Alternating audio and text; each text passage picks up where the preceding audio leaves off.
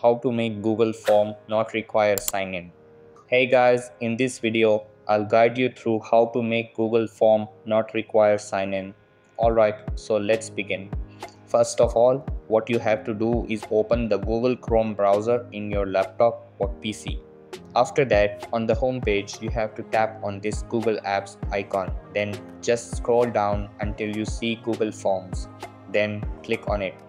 Over here, just open any of the older Google form.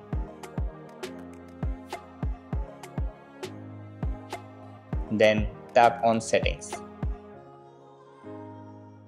After that, open up the response over here. Then in the section called Collect Email Address, click on the drop down box and select Do Not Collect.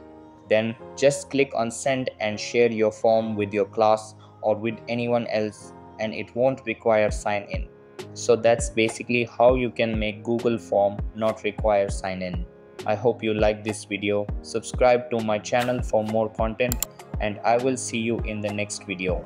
Thanks.